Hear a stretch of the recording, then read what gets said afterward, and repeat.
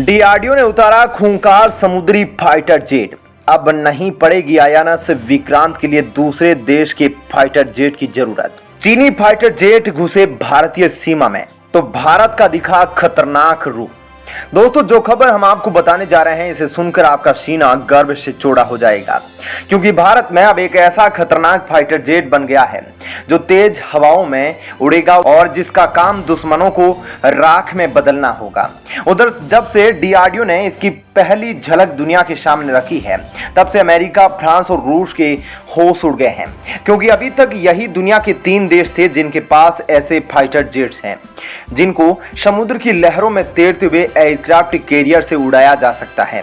अभी तक भारत अपने एयरक्राफ्ट कैरियर पर रूसी विमानों का उपयोग करता था, लेकिन जब से डीआरडीओ ने इस महाबली के बारे में खुलासा किया है, तब से भारत के दुश्मन देश थर-थर कांपने लगे हैं। दरअसल भारत का पहला स्वदेशी एयरक्राफ्ट अगले महीने समुद्र में उतरने वाला है और इसी एयरक्राफ्ट पर भारत का आने वाला खतरनाक फाइटर जेट जुगलबंदी करते नजर आएगा। यह भारत का स्वदेशी खतरनाक एयरक्राफ्ट जो राफेल से भी अधिक खतरनाक होगा। तो आइए आपको बताते हैं हिंदुस्तान की इस महाबली के बारे में, जिसके आने से पहले चीन अलर्ट हो गया है।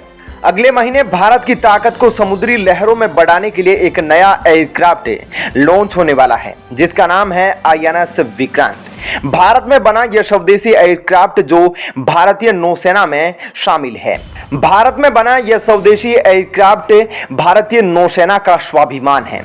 इसी एयरक्राफ्ट कैरियर के लिए अमेरिका के सुपर हॉर्नेट और फ्रांस के एम राफेल को भारत बड़ी बारीकी से जांच कर रहा था, लेकिन इसी बीच भारत के स्वदेशी खतरनाक फाइटर जेट की खबर आ गई है, जो अब अपनी ताकत से फ्रांस और अमेरिका के फाइटर जेट को पीछे छोड़ने वाला है।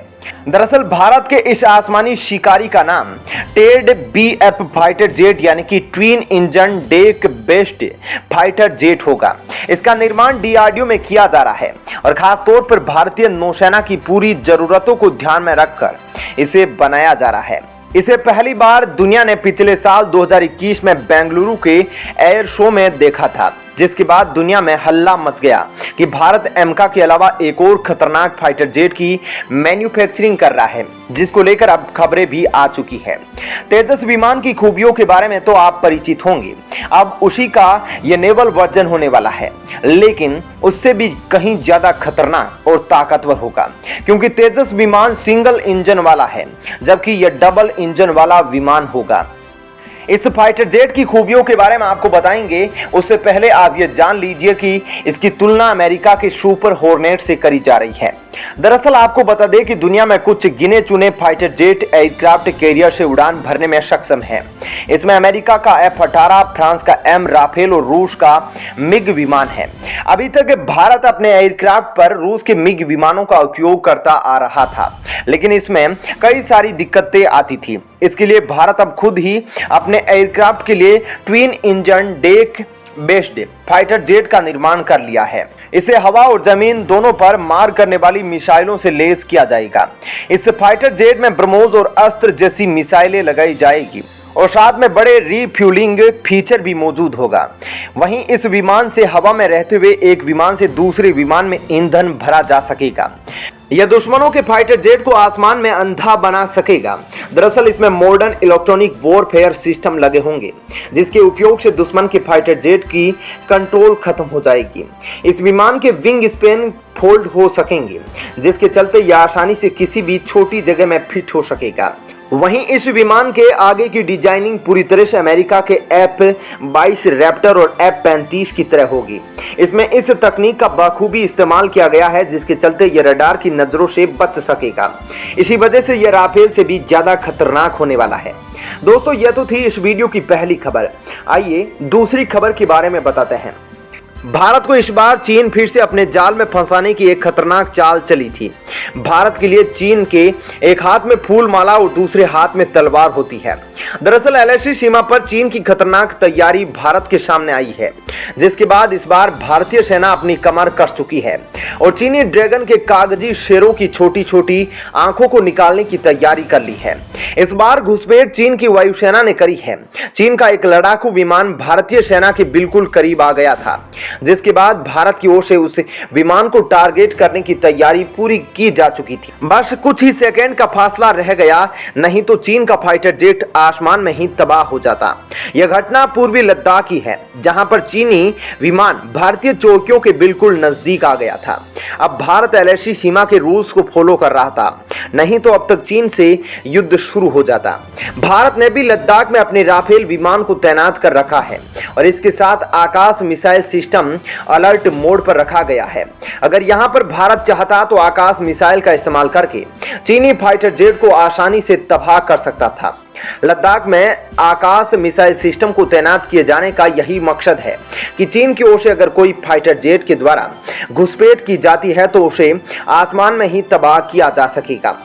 दरअसल भारतीय वायुसेना ने लद्दाख में एक हाई इंटेंसिटी के रडार को तैनात कर रखा है और जैसे चीन का यह फाइटर जेट भारतीय सीमा की ओर तेज गति से आ रहा था, तभी इस रडार ने ट्रैक कर लिया और उसके बाद भारत की ओर से फौरन ही चीन को संदेश दिया गया तो चीन भी अलर्ट हुआ और चीन की ओर से कहा गया कि चीनी फौज अभ्यास कर रही है और भारत उस पर अटैक ना करे।